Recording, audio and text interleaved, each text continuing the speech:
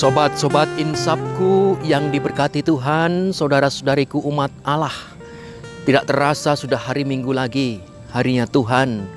Hari di mana kita diajak untuk mempersembahkan diri kita kepada Tuhan.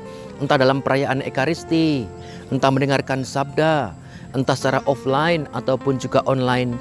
Kita meluangkan waktu kita untuk Tuhan dan mensyukuri segala karunia dari Tuhan. Kita siapkan hati, kita mendengarkan sabda Tuhan. Saudara-saudariku yang dikasihi Tuhan, hari ini Minggu 17 Oktober 2021, Pekan Biasa ke-29. Kita akan mendengarkan Injil Suci menurut Markus, bab 10 ayat 42 sampai dengan 45. Sekali peristiwa, Yakobus dan Yohanes anak-anak Zebedeus mendekati Yesus dan berkata kepadanya, "Guru, kami harap engkau mengabulkan suatu permohonan kami." Jawab Yesus kepada mereka, "Apa yang kamu kehendaki ku perbuat bagimu?" Mereka menjawab, "Perkenankanlah kami ini duduk dalam kemuliaan-Mu kelak, seorang di sebelah kananmu dan seorang lagi di sebelah kirimu." Tetapi kata Yesus kepada mereka, "Kamu tidak tahu apa yang kamu minta. Sanggupkah kamu meminum cawan yang harus kuminum dan dibaptis dengan pembaptisan yang harus kuterima?" Jawab mereka, "Kami sanggup." Yesus lalu berkata kepada mereka, "Memang kamu akan meminum cawan yang harus kuminum dan akan dibaptis dengan pembaptisan yang harus kuterima. Tetapi hal duduk di sebelah kanan atau kiriku, aku tidak berhak memberikannya. Itu akan diberikan kepada orang-orang yang baginya telah disediakan."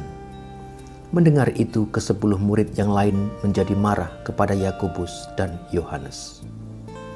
"Sebab Anak Manusia pun datang bukan untuk dilayani, melainkan untuk melayani dan untuk memberikan nyawanya sebagai tebusan bagi banyak orang." Demikianlah sabda Tuhan. Terpujilah Kristus.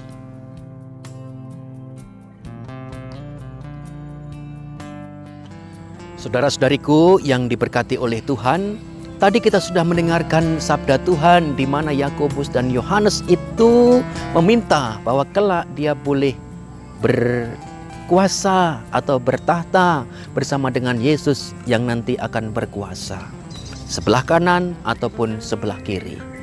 Manusiawi, sangat manusiawi. Tetapi sebenarnya Yakobus dan Yohanes pun juga mewakili para rasul gitu loh. Mewakili para murid yang pasti juga dalam hati menginginkan hal itu. Bahwa ketika Yesus terkenal, ketika Yesus sungguh-sungguh diagung-agungkan, diikuti banyak orang, pasti ini akan menjadi Mesias, Sang Juru Selamat yang dinantikan. Tetapi Yesus jelas menjawab mereka bahwa sanggupkah kalian meminum cawan yang akan kuminum? Sanggupkah kalian untuk menderita? Meskipun mereka menjawab sanggup, tetapi Yesus yakin bahwa mereka itu juga sanggup-sanggupan. Atau juga suam-suam kuku berlagak memang sanggup meminum cawan. Tetapi ketika ada penderitaan sedikit saja mungkin akan mengeluh.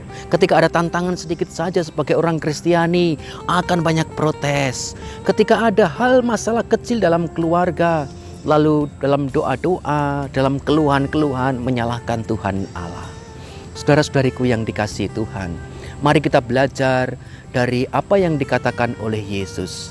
Ketika engkau mau menjadi yang terbesar, ketika engkau mau duduk bersamaku dalam tahta kerajaan surga, jelas apa yang harus dilakukan, bahwa engkau harus sungguh menjadi pelayan. Engkau sungguh harus menjadi kecil. Engkau sungguh harus benar-benar merendahkan diri, merendahkan hati. Menjadi orang Kristiani yang mengaku diri murid Kristus, apabila masih sombong, masih merasa diri benar, masih merasa diri sedikit-sedikit dilangkahi, tidak diajak ngomong, tidak diajak koordinasi, lalu akhirnya merasa tidak dihargai, itu orang Kristiani yang menurut saya entah Kristus atau siapa yang diikuti. Kristus Yesus yang kita ikuti adalah Kristus yang sangat rendah hati, sungguh-sungguh mengosongkan diri, meskipun dia putra Allah, tetapi berani untuk meninggalkan itu semua. Mari kita belajar menjadi orang Kristiani yang penuh dengan kerendahan hati. Harta tahta ataupun duniawi yang diberikan Tuhan kepada kita itu penting. Saya garis bawahi itu sangat penting bagi hidup dan kesejahteraan keluarga. Tetapi hati kita juga harus kita perhatikan. Iman kita juga harus sungguh-sungguh kita perdalam. Apakah selamanya kita akan di dunia ini? Tidak. Sesakti-saktinya orang, pasti juga dia akan pada waktunya kembali kepada Sang Pencipta. Selama kita masih hidup, mari kita jadikan hidup kita sungguh-sungguh semakin rendah hati. Seperti gelas kalau kosong, pasti dia akan diisi dengan berbagai rahmat, berbagai jenis air, minuman dan sebagainya. Dia akan mendapatkan berkat. Tapi kalau orang yang merasa penuh, merasa hebat, merasa diri benar, merasa diri dia sudah sungguh-sungguh dekat dengan Tuhan, harus hati-hati. Berani bertanya diri, sungguhkah hatiku itu dekat dengan Tuhan?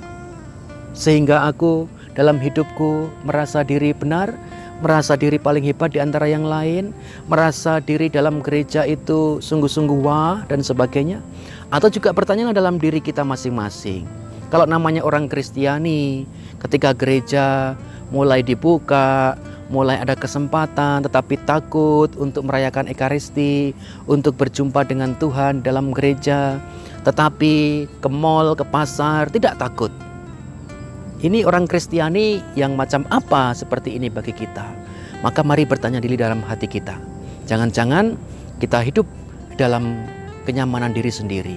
Jangan-jangan kita hidup menginginkan hal yang mudah ketika mengikuti Kristus. Jangan-jangan kita sungguh-sungguh melupakan bahwa Kristus yang kita ikuti itu, dia Kristus yang memberikan teladan kerendahan hati, bukan kesombongan. Kristus yang kita ikuti sungguh-sungguh memberikan teladan untuk menjadi besar harus berani menjadi kecil di antara yang lain. Mau menjadi yang terbesar juga harus berani untuk melayani. Jelas apa yang dikatakan oleh Yesus. Maka mari kita siapkan hidup kita untuk mencapai hidup kekal dengan jalan yang bisa kita lakukan saat ini dan hari ini. Tuhan memberkati kita semua. Amin.